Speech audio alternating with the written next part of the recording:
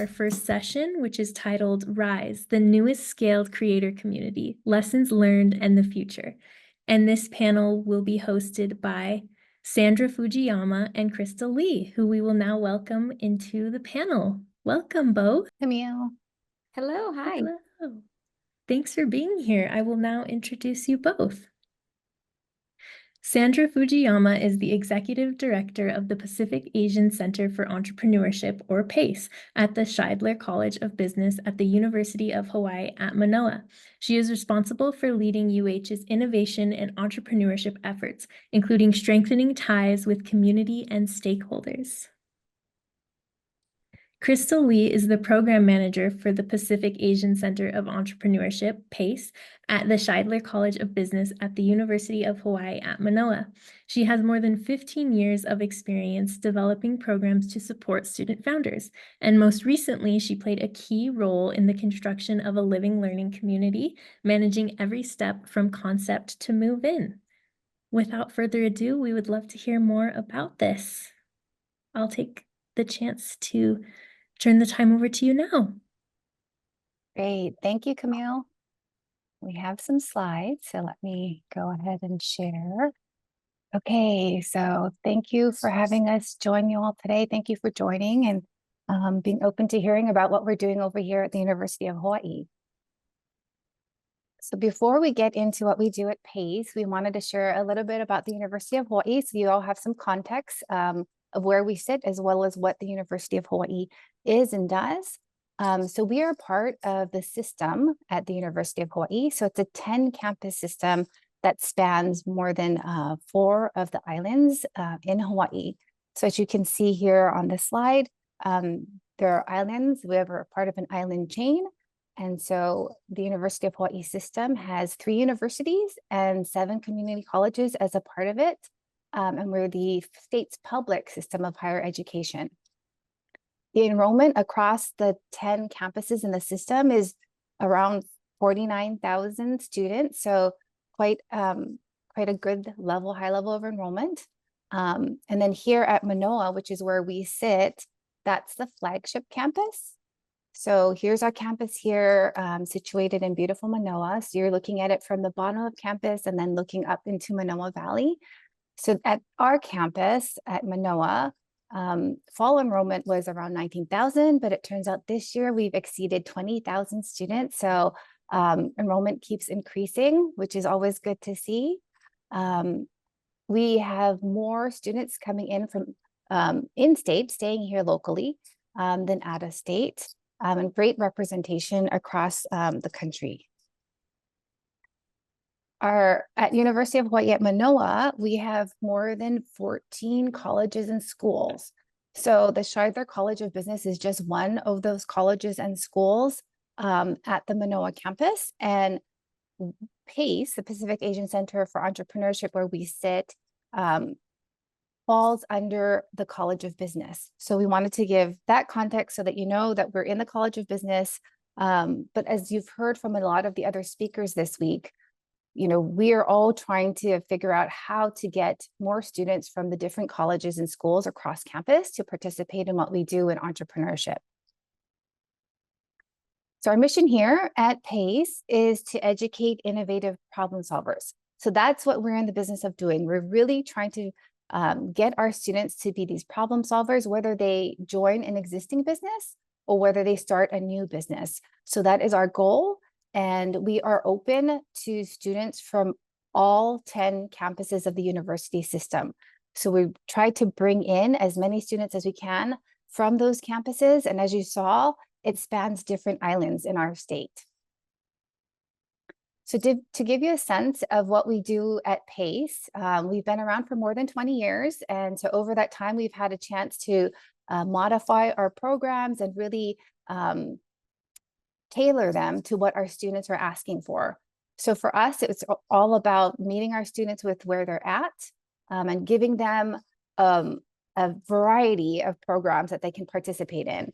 So this idea to impact roadmap is one of the ways we like to show people how they can utilize our programs if they want to launch their own business. But at the same time, If you want to come in and out wherever you like, that's also possible. So we have a whole set of programs that allow a student to take their idea from the very earliest stage. And this could be creating a venture, revenue generating venture, but it also could be a student that's looking to create social impact. So we encourage all students to apply and be a part of what we're doing. So our programs take them from idea generation all the way to venture funding. And then in between, we have a whole bunch of wraparound support. So that could be inspirational speaker series, that could be one-on-one mentoring, that could be workshops. We also have networking events for our alumni. And then most recently, we've opened up our ELLC. And so I'm going to hand it over to Krystal, because as you heard in the introduction, we opened up our Walter Dodge Junior Rise Center, which is our ELLC, and Krystal is a key person in making that happen. So she was here from the very beginning, its inception, all the way to opening the doors last year. So I'm going to hand it over to Krystal to share about Rise. Thanks, Sandra. So we wish that you could all be here in person to see the building, but it's my honor and pleasure to give you a virtual tour of Rise through photos. So last year, PACE was able to expand into what's called the Walter Dodge Junior Rise Center. It was history making for the university. It was the first public-private partnership construction project, P3 construction project for the university. It was the first real estate project for our UH Foundation, for the university's foundation. It was a DBFOM project, which means it was a design, build, finance, operate, and manage project. The property consisted of a 90-year-old building called the Charles Atherton House. That's the building that's the pink building in the previous slide. And there was an existing gray building. So we were able to demo the gray building and build a 6-story extension that wraps around the pink building, and it's all connected. The first floor of the pink building is the main lobby, and there's space for a food and beverage operator. And then PACE, our entrepreneurship center, spans from the middle of the pink building and goes all the way across to the end of the gray building on the right side. And then our foundation actually, they moved their operations into the pink building. So they occupy the other half of the pink building and the entire 3rd floor. Next slide. So the Entrepreneur Living Learning Community consists of housing for 374 students. It is privately managed, so it's not managed by the University Student Housing Services. And then our innovation floor is 10,000 square feet. Yeah, and then we'll go to the next slide. The property, it's circled here on the map. So everything that's in green, that's the campus map. It stretches all the way up and stretches all the way down. And the property was actually not part of the campus map, but it was, it's right next door. The College of Business, the Architecture School, the College of Education, Social Science is all in that side of campus. And so it really made a lot of sense to build more student housing.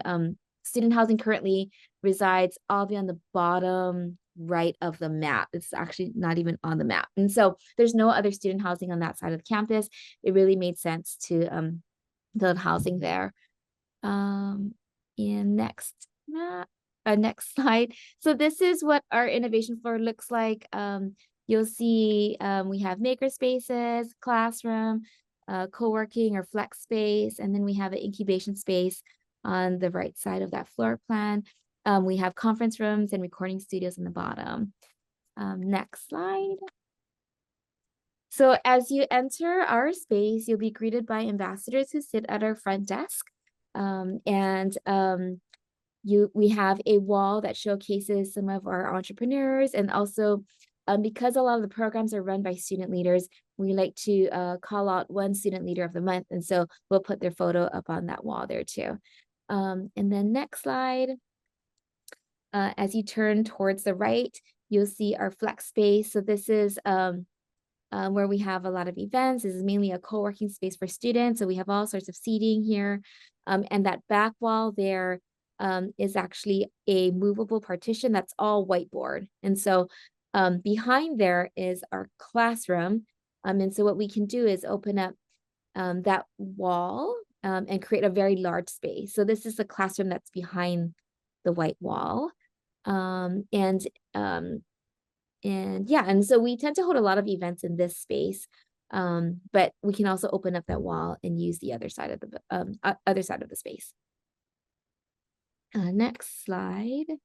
So going back, if you were by our front desk, if you turned, this is our donor wall, and Sandra will talk a little bit about our fundraising campaign in order to make all this happen.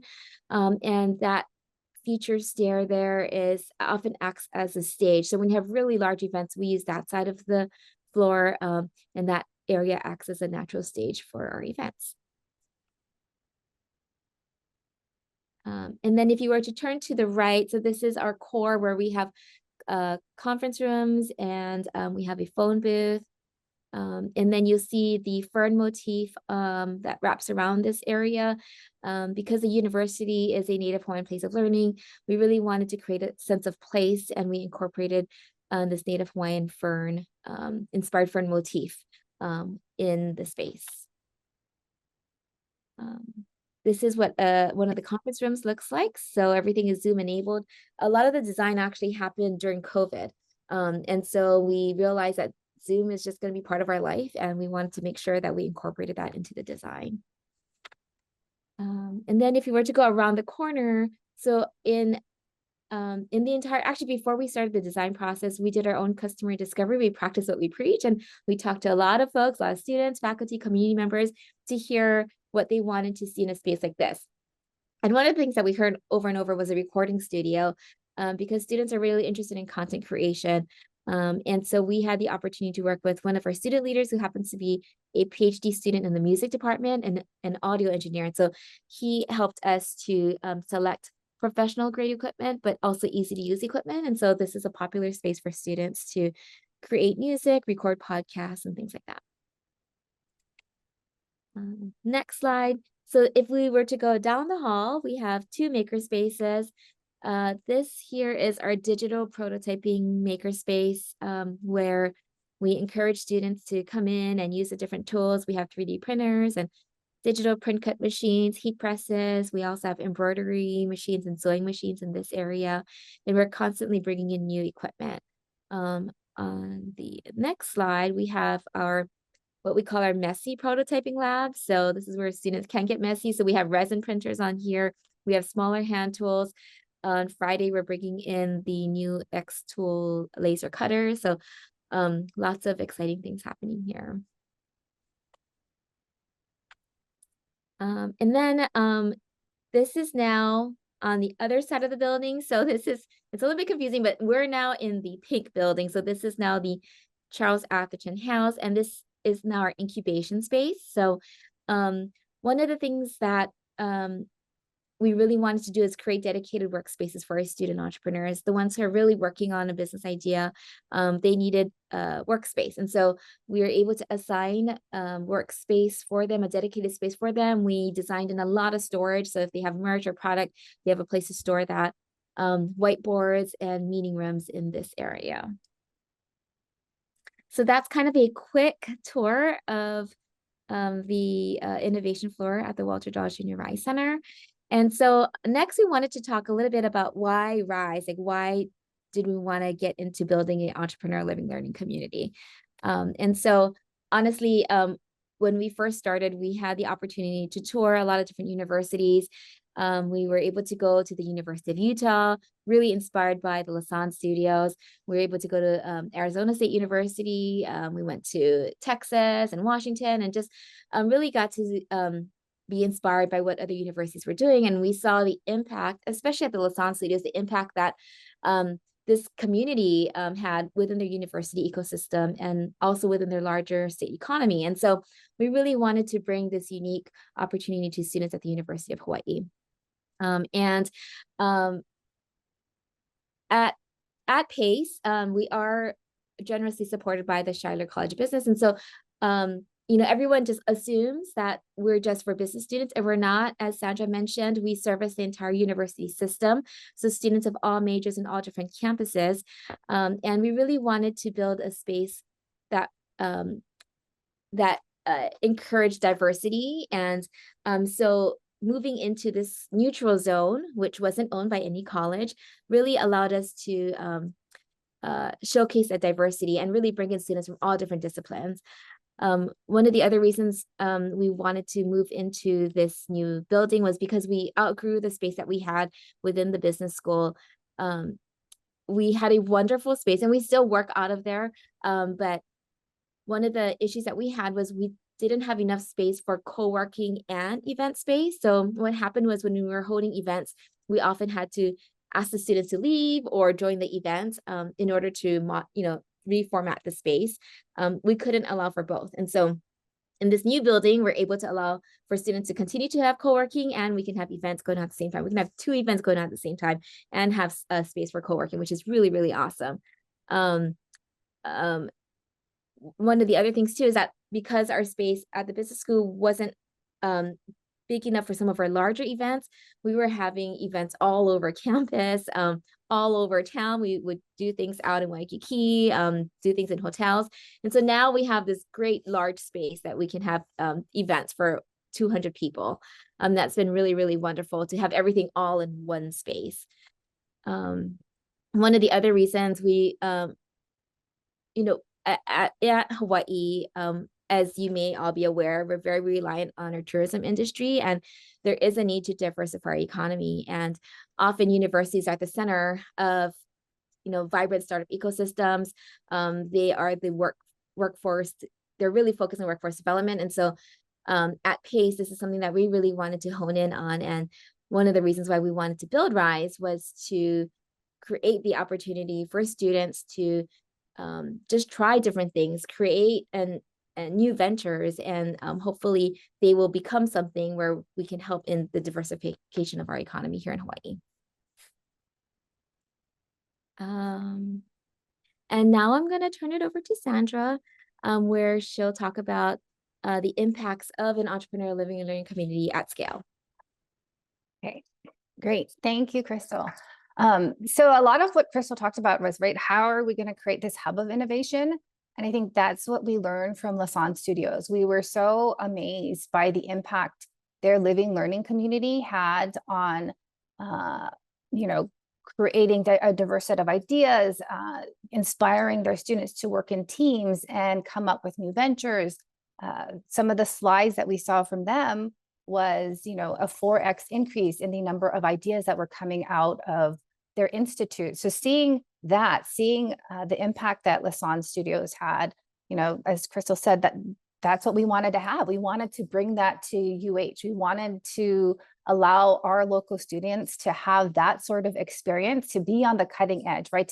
To give them this opportunity to be creating new things, to be solving the challenges that we have here in our island community, and really make impact not only here, but as well as globally. So we latched on to what Lassonde Studios did. The executive director there, Troy D'Ambrosio, was amazing. He welcomed us to visit his space many, many, many times, and he shared his playbook with us. And we are incredibly grateful for him and his team being so open to talking to us, to sharing everything, to giving us hints on what would work and what wouldn't work. And so for us to be able to open our doors in our ELLC last year was for us, like we always talk about it, it's like this huge miracle. And Krystal had to live through it for those 6 years. I mean, a lot of people think, oh my God, 6 years is a long time, but it's a process to go through things, particularly at a state public university. But we got through it. And some of the impacts that we've seen and why we do think, having a living learning community, having housing as a part of what you're doing is incredibly important, is we've seen the impacts that Lassonde had. We've seen increases in diversity, right? A lot of the struggle that we had was sitting within the College of Business. Students kept telling us, like right up until we even opened our doors to the Walter Dodge Junior Rice Center, that they thought our resources were only for business students. We had somebody who won our big venture competition who was outside of the business school, telling people that she was so grateful that we allowed her to utilize our resources, even if she wasn't a business student. So it's been really hard to message. And I think you've heard some of the other speakers this week share about that. So, you know, I'll show you some of our numbers, but we've had increased diversity and engagement from those outside of the business school, which has been wonderful. We've been able to build a broader community of support, right? And in order to create an innovation hub, you really need to bring the different aspects in your community in. And that's, you know, the community members, the people, the SMEs, the subject matter experts, it's the folks in media, it's the individuals. I mean, you have to bring them all in to be a part of it and really create that hub, to create that vibrant hub, to provide the support that the students really need in order to develop their ideas and launch them. Then we also got to see increased support across our university as well, right? We have to bring the rest of the university in. We cannot work in a silo, right? Because we don't want our students to work in a silo. So how do we get that engagement across our university as well? And then I think, you know, what you heard in the panel that Victor hosted yesterday, they talked about your ELLC turning into the reason why people choose to come to UH. And we're not just talking about the students, we're also talking about the faculty. You know, we're also talking about our community members that want to partner with us at UH. We want UH to be that reason. We want people to see UH as the place to come if you want to work on great new ideas. So we've started to see all of these impacts. And so we'll share a little bit more about that in the next couple of slides. So this was our inaugural group of RISE residents. So super excited. This was our welcome reception last year. And then to see our stats, and I think everybody within our community was incredibly happy to see these stats, which is we have every college and school at UH Manoa represented at RISE last year. And we also had students from our community colleges. So Kapiolani Community College and Honolulu Community College also had students living at RISE. We had representation also across the country. So from Maine to Guam, so 30 plus states in between, as well as 8 different countries. And we had freshmen all the way up to graduate student representation living at RISE, but the majority were freshmen and sophomores. And then in terms of the gender mix, a little bit more than 70% female and a little bit less than 30% male. And then to activate the space, right? We always talk and share with people, like, you can't just build the space and they will come. It's not a build the space and they will come sort of thing, right? Just like we learn in entrepreneurship and getting anything off the ground, it takes a lot of folks coming in and taking part and building that team. And so for us, there was, you know, we needed help activating the space. Like, how do we activate this space? And one of the lessons that we learned from Lasan Studios was make everything student-led. Make sure your students are there activating the space. That's a real key element in order to creating that innovation hub that we were looking for. And so what we did was we launched our PACE Leaders program, where we scholarshiped more than 52 students to help us run the programs. Again, we had diversity there. We had more than 100 students apply for these positions. And it turned out that we have more than 9 colleges and schools represented, as well as a PACE leader on UH Maui College. This year, we also have a PACE leader at UH Hilo as well. So wonderful representation. We're having that spread across our system, which is great. Good male-female mix, as well as, you know, we see much more than a majority of local students. So we're really, really happy to see our local students wanting to lead the way here and really help us bring the RISE Center to life. And so we have represented here the 6 programs that our students run for us at the RISE Center. And I'll let Krystal jump in to share a little bit more later about, you know, what they've done, how they've activated the space, how they've worked together to really bring great energy to what we're doing. And then to see some of our impacts. So we've nearly doubled our impact since opening RISE. So we've supported more than 100 new startup ideas. We've engaged with more than 800 students and put on more than 100 activities. And then we have more than 180 volunteers coming in and helping us do what we do. And then we awarded more than $250,000 in awards and scholarships last year. And in terms of bringing people in, so I just shared about kind of our students and that diversity and creating that hub of innovation, but we couldn't do it without funding. So we are funded through our donors. And after opening our ELLC, or actually I should start off, like, in the process of building our ELLC, we were fundraising the entire time. We were able to fundraise $5 million. And then after the doors opened, we had the Walter Dodds Jr. come in and say he was going to match that $5 million. to bring us up to 10 million. And, you know, he put his name on the building, which was wonderful. So having this community support, as well as more than 100 donors come in to help us fund what we were trying to do here, was just for us like, oh my goodness, so amazing. It allows us to continue to give all of the programs that we offer to our students for free. So there's no buy-in for any of this. It's open to everyone with no barrier to access in terms of funding. We also, as I mentioned on the other slide, we have more than 180 community members come in and take part in what we do, because they are here and motivated to help support our students and help guide them on their journey to success. And the other thing I guess I wanted to know, which I mentioned earlier, was having that broader community University of Hawaii support. So we've been so lucky that the Dean of the Business School has been wonderful, and he's the one that funds our headcount. He's the one that allows us, our team here at PACE, to do what we do. And yet, right, we're opening it up to students across the 10 campuses. So it's like, oh my goodness, thank you for being in line and supportive of our vision here in diversity, and recognizing that in order to really create that magic, you need to have a diverse set of students or, you know, individuals working on something. And so he allowed us to do that. But when we opened the doors to Rise, the rest of the university came in and said, we get what you're doing. We see what you're doing. We see that you're impacting students outside of the business school. We're also going to give you some headcount support so that you can broaden your impact. So that was wonderful to see too. So all of this happening because we were able to open this ELLC. So next, did I cover everything, Krystal? Yeah, I think so. Yeah, okay. Just want to make sure if there's something you want to add, please No, add. that was great. Same here.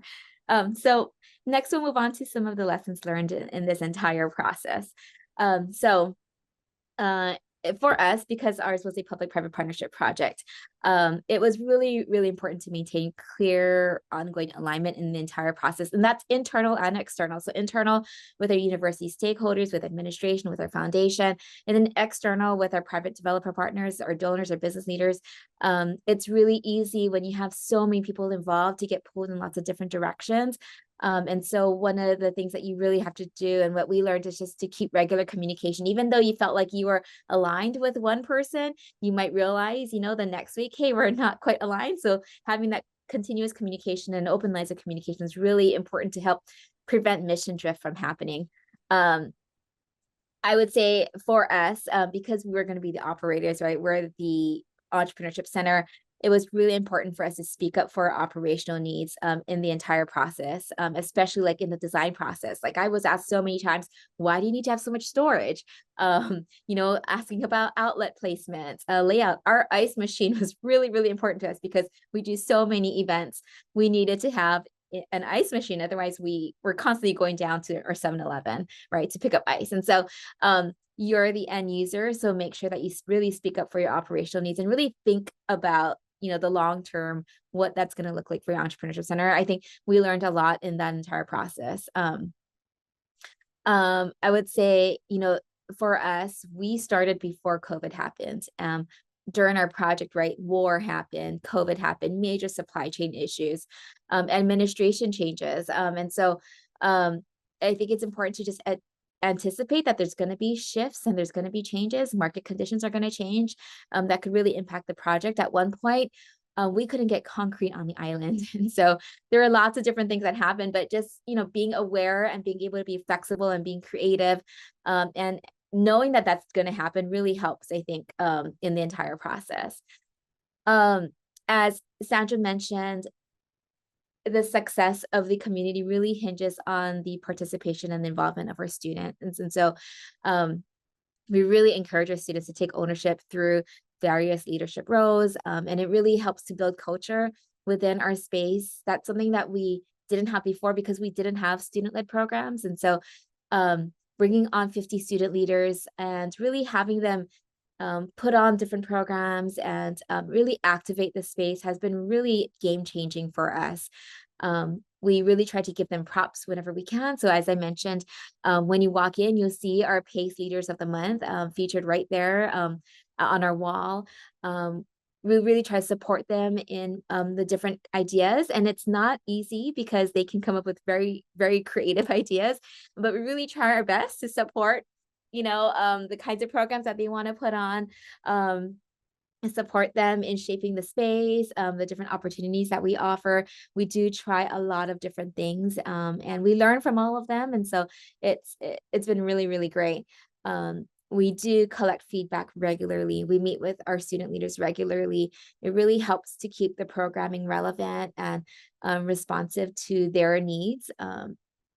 So for example, like our workshop series last year, we had, they wanted to learn about public speaking. So we were able to invite a former CNN anchor to be our guest speaker. And then our student leaders really interested in esports. So we had a workshop on esports, and then we had a jewelry making a workshop. And so lots of different things happening, but really just trying to be relevant to the students. And when we're relevant, that's when the students come in. And so we've been able to engage with so many different students that we never would have engaged if we didn't have this ELLC. And the other thing I would say is that the day-to-day administrative tasks are considerably more than what we ever expected. That's been an eye-opener. And so again, expect the unexpected. There's going to be challenges that come up that related to housing that we've never, dealt with before, working with a private operator, staffing changes, facilities. I think 3 months in, we had a major flood. And so lots of things can happen. But again, just being flexible and creative and just kind of keeping that positive attitude really helps in the entire process. Bringing on 50 student leaders for us, that was something that we've never had before. And so sounds great, but the operational part of it and the administrative part of it, it can be quite a lot of work, right? Like now you're communicating daily with these 50 student leaders. And so really being, I think, we just didn't expect that, I think. And so, but now we've learned. And so we're learning from all of that. And I think the main thing is really flexibility, build flexibility into your project planning, build flexibility just into the core of your operations. And that really helps and goes a long way. Sandra, did you want to add anything into this part? Nope, that's good. Lots of lessons learned. Lots. Right, creating an ELLC is a big project. So there's a lot that we learned over the first year, and so much more that I'm sure we're going to learn as we continue on. So next we wanted to go over, what's happening next with us. So what we learned in that first year is that our students love hands-on and real world learning experiences, which I'm sure you all know, but it really opened our eyes. So we have those 2 maker spaces that Krystal shared with you. And when Krystal and the team of students put on their maker events, those things sell out in less than a day. If you're not on there to register for the event immediately, then you've lost out. So having those events and seeing how quickly they fill up, or the workshop events where you're building something or you're learning a new skill, those definitely fill up quickly. What we've also seen is that, getting that hands-on experience, whether it be at an internship or working on a real world challenge, those also are items that our students really, really gravitate to. So we are looking at launching more of those. So we're pilot launched an internship program where we match up our students with startups in the community or nonprofits in the community so they can get that hands-on experience. We've also started launching challenge programs like the reverse pitch, where we go to a partner, whether it be a nonprofit partner or a local family business in the community. They identify a challenge for us. We put it out there to our students to come in and solve that challenge, so that, right, it's a win-win. There's a potential for our student to get that a real world experience. There's a potential for them to possibly get an internship coming out of it. And then our partner from the community gets the benefit of all of these great, wonderful ideas that the students come up with. And I can give you an example because this fall we launched one with what's called the Hawaiian Chip Company here. They're celebrating their 25th anniversary. At first we thought, oh my gosh, this challenge, it's like, how do we bring more people in? Can you help us engage with more folks and bring perhaps more tourists in, but also more local people into our shop? So in my head, I was like, oh, this is going to be strictly a marketing challenge just for our business school students. But it turned into something bigger. We got cross-campus teams coming in and applying to be a part of this, as well as cross-college and schools. We have a team from the architecture school. We have a team from our travel industry and management school. We have our team from our food innovation, CTAR, that school and college. So just seeing that diversity come in to solve this local challenge was really great to see. So a lot of that is going to be happening going forward, right? We're always listening to what our students are telling us, and I try to tailor our programs to satisfy what they're looking for. The other thing we're going to capitalize on is becoming more sector specific. So right now we're sector agnostic. We want everyone to come in. It doesn't matter what the idea is. Our programs are made so that anyone can come in and we will help them however we can. But we also realize that, there are certain areas that we need to capitalize on that are unique to Hawaii, that University of Hawaii leads on, whether it be research or the faculty that are here or the resources that we have. And we need to figure out how to leverage all of that, identify those sectors, and really have more specific programming geared toward that. So we can leverage what we have here and then optimize the impacts we're having. So that could be working on sustainability, that could be working on ocean tech, that could be working on food systems, that could be working on Asia Pacific, as we mentioned here, right? We're uniquely situated in the center of the Pacific. And so how do we tie those two things together? So that's another area that we're concentrating on as we move forward.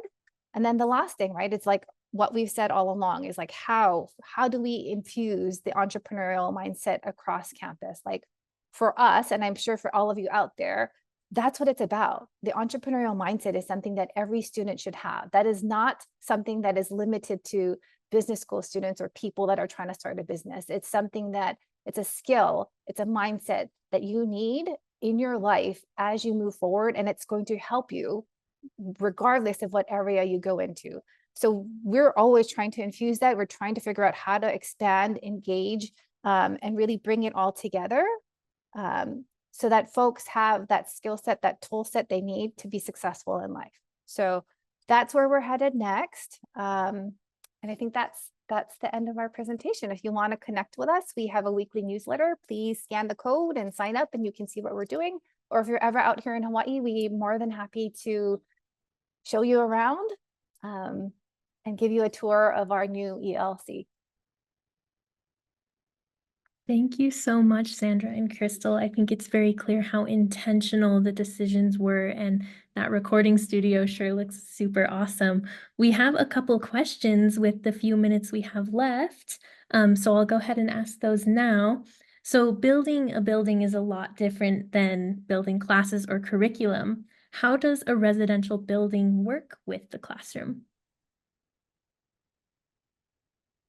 So I guess I'll start and then Krystal can jump in.